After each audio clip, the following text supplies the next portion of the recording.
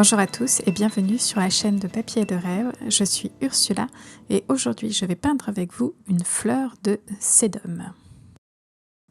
Ce sédum se trouve sur ma terrasse et il fleurit depuis quelques jours et il est absolument magnifique. Il a fait un long voyage pour arriver jusqu'ici à Barcelone.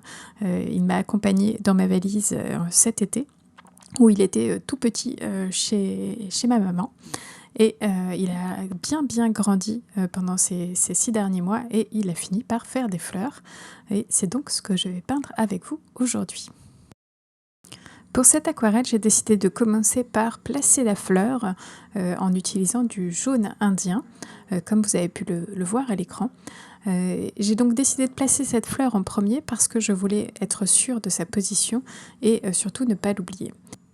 J'aime beaucoup commencer par peindre mon point focus, comme ça je sais où il est et je sais ce que je peux ajouter autour. Pour moi, c'est une manière de structurer ma pensée quand je peins. Et une fois que ce point focus, qui sont donc les fleurs de ce sédum, est placé, je peux attaquer les feuilles du sédum. Et pour ça, j'utilise un mélange de bleu de manganèse avec du jaune indien et on obtient cette vraiment délicieuse couleur vert turquoise qui est absolument magnifique et qui est exactement la couleur de ce sédum. Il y a une chose que j'aime beaucoup dans cette potée de cactus que j'ai sur ma terrasse, c'est la façon dont les couleurs des cactus se marient avec le pot en terracotta. Et c'est pour ça que j'ai choisi de faire un arrière-plan avec une couleur terracotta en utilisant le rouge oxyde transparent. Et en plus, comme c'est une couleur qui granule, on aura une texture qui va se créer toute seule. Je vais aussi l'aider un petit peu avec du médium de granulation et on va obtenir une texture pour cet arrière-plan très facilement. Et comme je voulais donner un petit peu plus de chaleur à ce rouge oxyde transparent, je le mélange avec un tout petit peu d'orange de pyrrole transparent. Donc c'est un orange qui est en fait très rouge, très chaud, qui est très puissant. Et c'est la parfaite couleur pour accompagner ce rouge oxyde transparent. Et avec une petite pipette, je dépose des gouttes de médium de granulation pour faire granuler ces deux couleurs ensemble et obtenir cette texture dont je parlais tout à l'heure. Et quand on travaille avec des couleurs qui granulent et du médium de granulation, il suffit de bouger la feuille, bouger l'eau sur le papier pour faire apparaître cette granulation. Et c'est pour ça que je penche ma feuille pour activer la granulation et qu'on commence à voir cette sédimentation du pigment.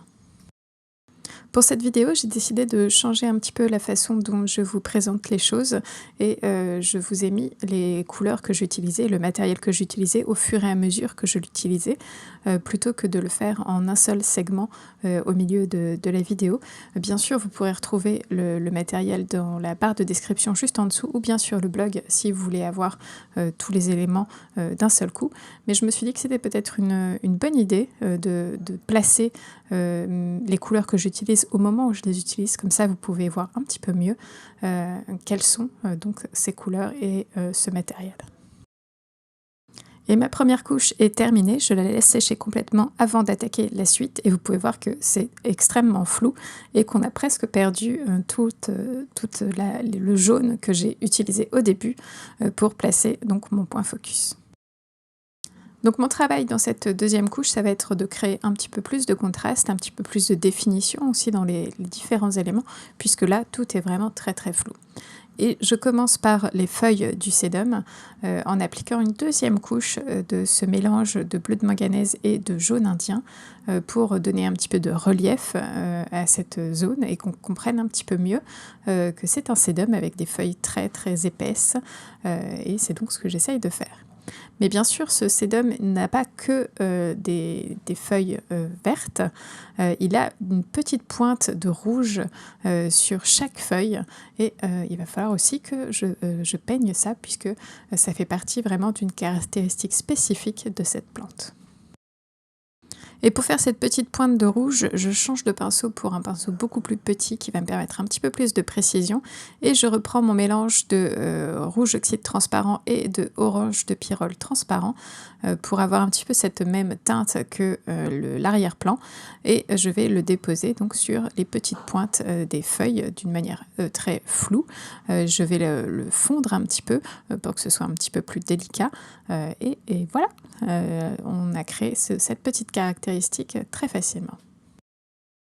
La seule chose à faire peut-être attention lorsqu'on mélange donc une couleur dans les tons rouges et une couleur dans les tons verts ensemble, il ne faut pas trop les manipuler parce que du rouge et du vert peut donner une couleur totalement neutre ici ça n'est vraiment pas ce que je veux avoir une couleur rouge qui se fond dans du vert, donc le moins de manipulation possible c'est le mieux.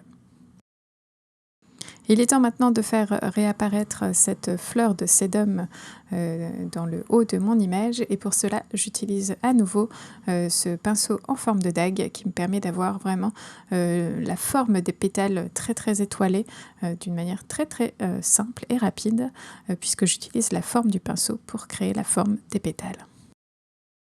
Et pour cette fleur, j'utilise tout simplement du jaune indien pour réaliser la couleur. Et pour donner un tout petit peu plus de volume à cette fleur, j'ajoute un tout petit peu de orange de pyrrole transparent mélangé avec du jaune indien pour obtenir un orange très chaud. Et maintenant, parce que j'ai envie de faire ressortir un petit peu plus le feuillage de ce sédum, je vais rajouter une nouvelle couche dans l'arrière-plan. Vous pouvez voir que ma première couche a énormément granulé et c'est vraiment très intéressant.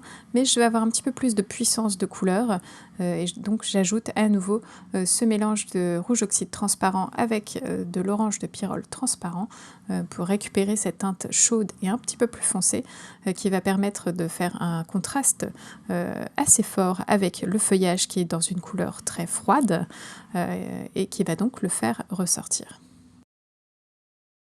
Et je ne vais pas essayer de faire un dégradé absolument parfait vers le haut avec cette couleur. Je vais plutôt essayer de donner une sorte de texture comme s'il y avait d'autres plantes derrière et de donner aussi une impression de chaleur. C'est une plante qui est au soleil et qui est un petit peu éloignée, donc elle est un petit peu plus floue. Elle est dans des tons chauds parce que le soleil donne dessus et est très chaud.